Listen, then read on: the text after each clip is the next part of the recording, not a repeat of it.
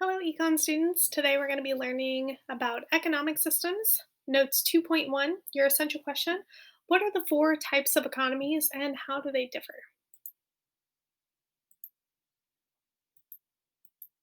So today we're going to be answering the three economic questions. What are the economic questions that every society must answer? What are the basic goals? And what types of economic systems do we have today?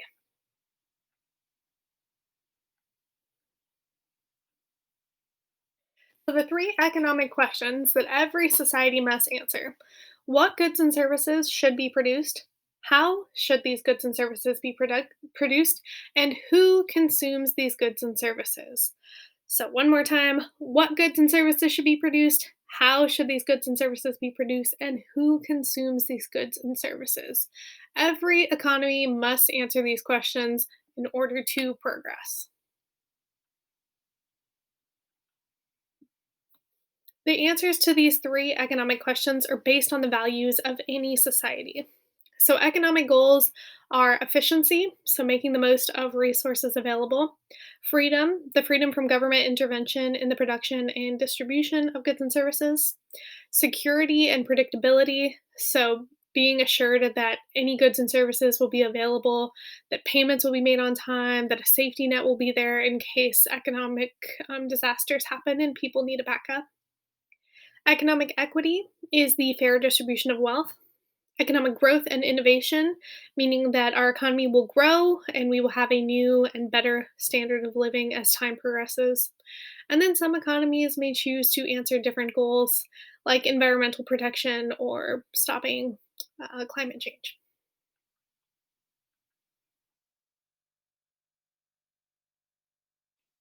An economic system is the method used by a society to produce and distribute goods and services.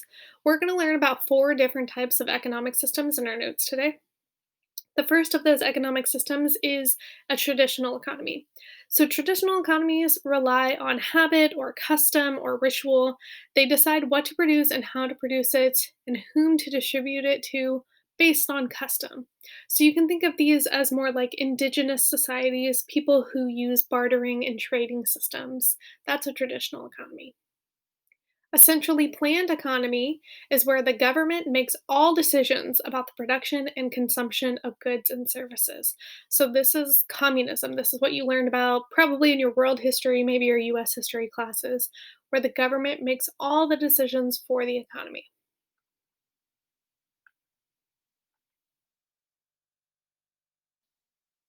Market economies give the decisions based on what is going to be created and who's going to consume by individuals.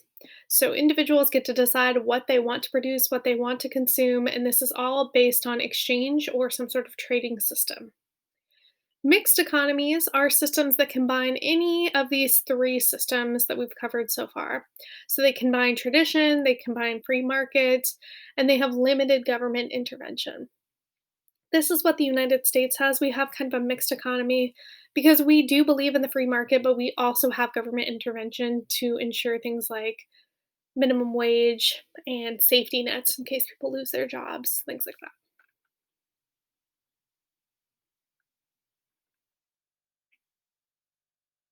So, next, we're going to be talking about the free market, how they operate, how they regulate, and what the advantages of a free market is.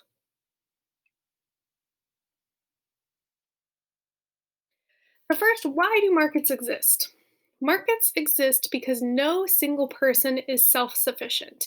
None of us are able to produce and consume everything that we need without a market. Okay, we can think most of us, we probably don't know how to make a lot of things from scratch. We probably don't grow our own fruits and vegetables. We aren't self sufficient, so we need others in our society. We are not self sufficient. So, markets allow us as buyers and sellers to exchange goods and services. So, you can think of markets, you can think of it like a farmer's market where people grow their own vegetables and then they go and then they sell it, things like that. But also, a grocery store would be an example. Okay, so markets allow buyers and sellers to exchange these goods. Markets also have specialization. So, this is a concentration of the efforts on a limited number of activities. So, instead of all of us doing every single thing we need to do in order to survive, We specialize in certain things. And so our entire economy, everyone is specialized in a certain field in order to have our society function. So, for example, I'm a teacher, so I specialize in education, right? My focus is on teaching economics, government, and US history to high school students in a public high school. I would not be good at growing vegetables. I don't know very much about gardening or how to run a farm, things like that. So everyone has to be specialized in an economy in order for us to be the most productive economy that we can be.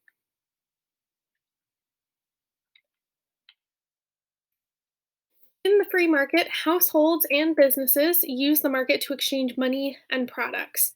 So we have a flow between money between households and firms that they're buying their products from. Households own the factors of production, and households also consume goods and services.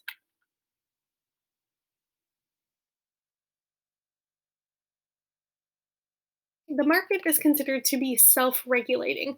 We call this process the invisible hand of the marketplace. It's the invisible hand of economics. So, in every transaction, buyers and sellers consider their own self interest or trying to increase their own personal gain. So, self interest is the motivating force behind the free market. Producers in a free market, they are trying to make money. So they struggle for the money between them and their competition. This is considered the regulating force. Okay, so if we're looking at something like iPhones, okay, so iPhones were the first really smartphone that were on the market. They provided everything that you needed in one device. You could do your email, you could surf the internet, you could have your music, everything now on one device. And so iPhones were very expensive when they first came out. They're still very expensive. But we had competition. We had Android phones. We had Google phones being created so that would have competition. And therefore, the prices sort of had to regulate between all of these phones. The interaction between buyers and sellers is motivated by self interest and regulated by competition. So, with this self interest, our consumers are deciding what they want to purchase. So, consumers will decide what is worth their money to them. So, for instance, with a phone, they can determine whether they want to pay $1,000 for that iPhone or if they're going to wait and give it some time and buy that iPhone later on when it's cheaper. As we noticed, the iPhone 10 or the iPhone X, that iPhone, when it came out, it was about 1,000 to $1,200, and then the next phone that they came out with after that, the phone they're coming out with now, that phone is much cheaper because they discovered that people were not willing to pay that much money. So it was self-regulating. They discovered people were not able to pay that much money for their cell phone, so they had to lower the price. So this regulation, this phenomena between buyers and sellers, this is known as the invisible hand of the marketplace. Advantages of a free market. Free markets are efficient. So they're the self regulating system. They're efficient. They produce a lot of goods. We have growth. Growth is encouraged by competition. If people know that they're able to create something and make a lot of money off of it, then we have incentive for people to be innovative and create new things. Economic freedom means that you can buy whatever it is you would like to buy. We don't have very many restrictions. Of course, we have restrictions for young people, but for adults, there isn't very many restrictions on what it is that you can buy through a society or what it is that you can sell through a society. Free markets also offer a wider variety goods than other economic systems because we have all this competition. Centrally planned economies, on the other hand, we're going to look at how they're organized, how they worked in the Soviet Union, and what problems exist with them. So, in a centrally planned economy, the government owns both the land and the capital. They are also in charge of the labor. The government decides what to produce, how much to produce, and how much to charge for all goods and services. Now, there's a lot of argument in the United States today between socialism and communism, so I kind of wanted to go over that just reaching back to government so we have a difference and we understand that. Socialism is political. So, socialism is a social and political philosophy saying that we should use our democracy to distribute wealth evenly throughout a society.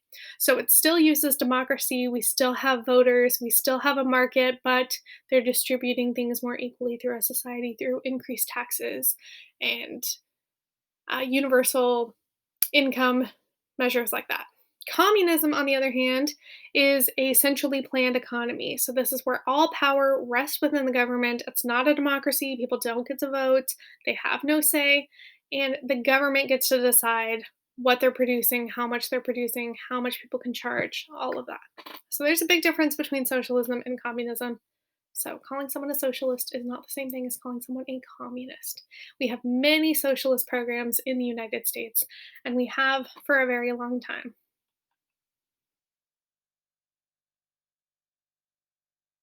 So, we saw this play out in the former Soviet Union. They used a communist system. They created large state owned farms called collectives for their agricultural production. They also used heavy industry production. So, they had steel, they had machinery, a lot of people working in factories. And then the consumers were able to buy what was available in the stores, but there wasn't a lot of options. So goods were often scarce and they were usually of poor quality. So this is just a picture here of a market. Centrally planned economies face problems of poor quality goods, shortages, and diminishing production. They don't have that competition. No one wants to create a new good because they won't profit off of it. So if you think about this here being a market shelf in the Soviet Union and you could compare it to a market shelf, think about a grocery store in the United States today. If you were to walk down the cereal aisle in a grocery store today, you would probably see something like 30, maybe 40, 50 different kinds of cereals.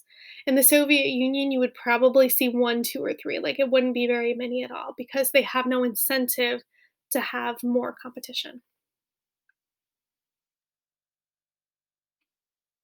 And lastly, we're going to be going over modern economies. So, why modern economies are mostly mixed, what role the government plays. So, mixed economies do have some sort of drawbacks as well. So mixed economies usually they start off with an idea of laissez-faire. So laissez-faire is the idea that the government should not interfere with the marketplace.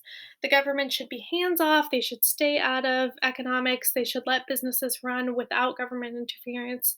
But we know that historically speaking in the United States, this hasn't always worked well. When we don't have any sort of government regulation, that's when we had things like children working in factories. We had kids as young as 5 working in coal mines, working in textile industries, not going to school. We had people making wages that were not enough to feed their family, people working 12 hours, 16 hours, 7 days a week. So we have to have some sort of government regulation to ensure that workers are being taken care of. So, in a mixed economy, the government purchases the factors of production, land, labor, and capital from households in the factor market. The purchases, they are goods and services that are in the product market, so the government can produce the government purchases these goods. Households also purchase goods, and firms are usually the ones selling these goods. Okay, so we have a flow of money going in and out. When people purchase these goods, they're also paying taxes on these goods. And so that money then goes back to the government so the government can create more legislation. So it all works in a flow here, as you can see in this chart.